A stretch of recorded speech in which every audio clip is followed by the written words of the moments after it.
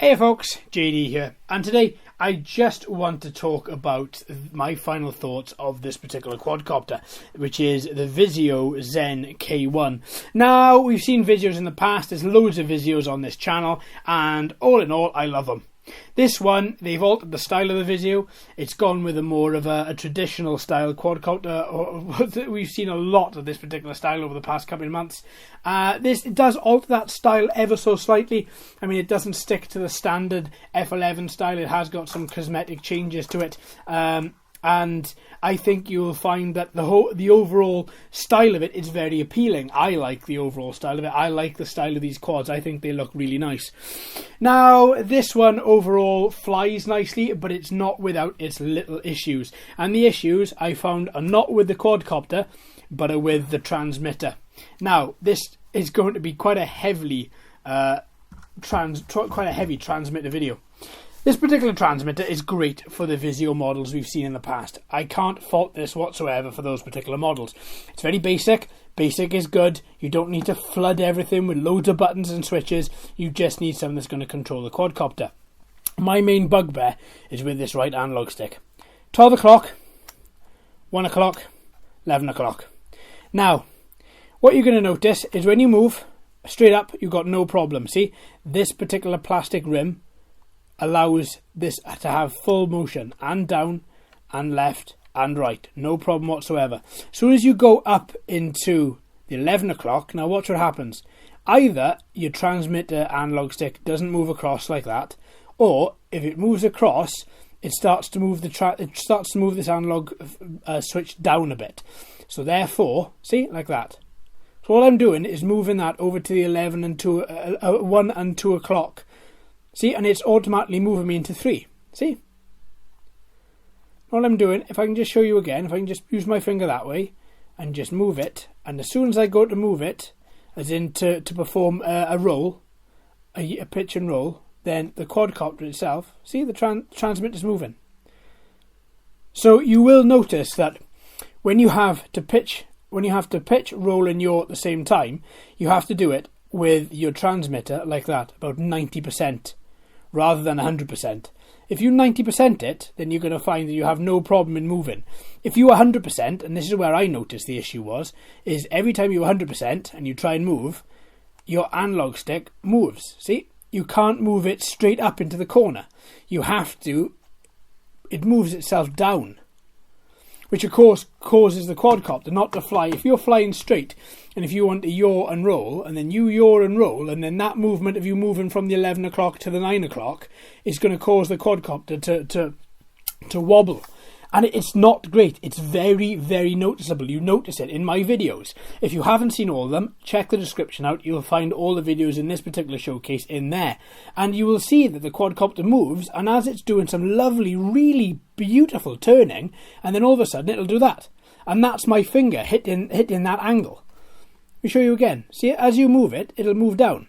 Now, normally, you haven't got a problem with that because normally the quadcopters are brushed motors and you don't notice it because the quadcopters don't have enough power in their brushed motor system to move. This is brushless.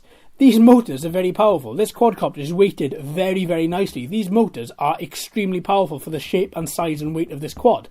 Therefore, when you do go to move it, it's very noticeable. You pitch forward, she pitches forward.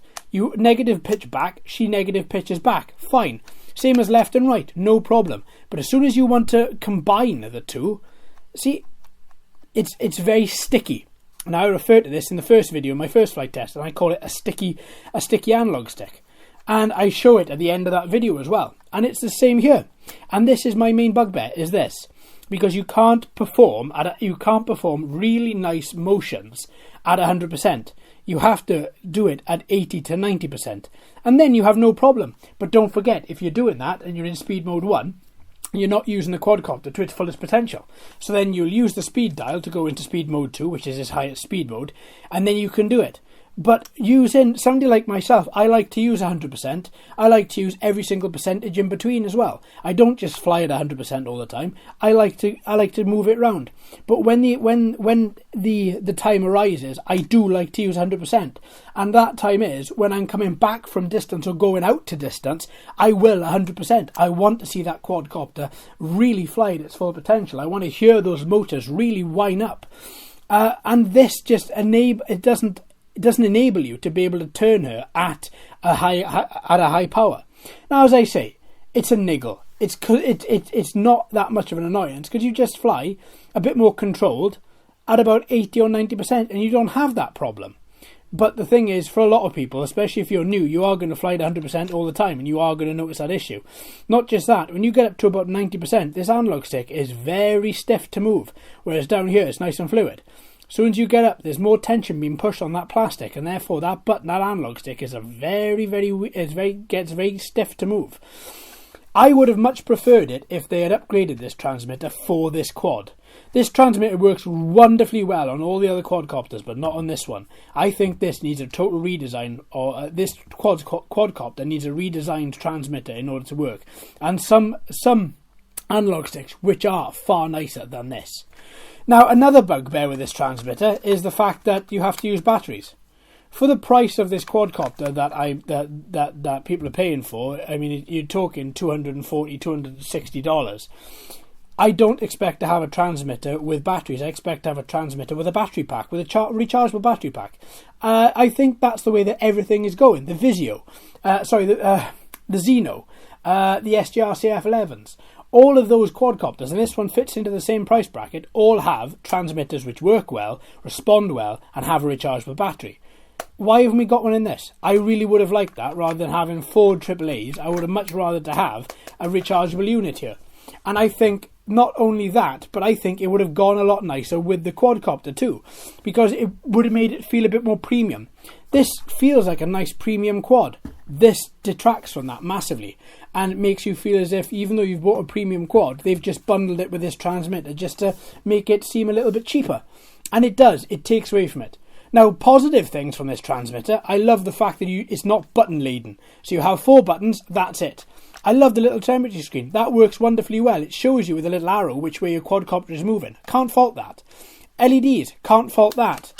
Rollers for your speed and for your camera. Again, can't fault that. Photo and video, can't fault that. They work tremendously well.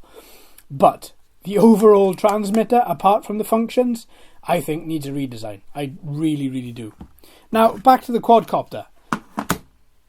Putting that to one side and putting its movements to one side at 100%, if you move at 80%, it's wonderful. Such a great quadcopter.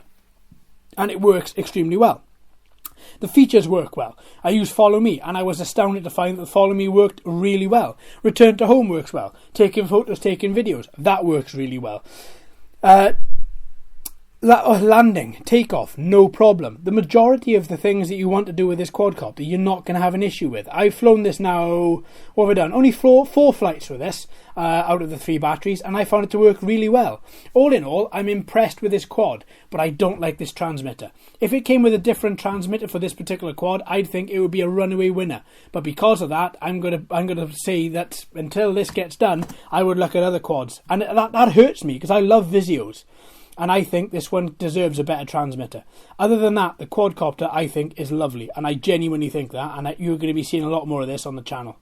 Alright then, my friends. What are your thoughts on the Visuo? Thanks ever so much for watching and listening. I've been JD. You've been fantastic as always. If you haven't already, please like and subscribe. And ring that bell too. Hello and welcome to all the new subscribers. I hope you're enjoying the channel. So until next time, my friends. Happy flying.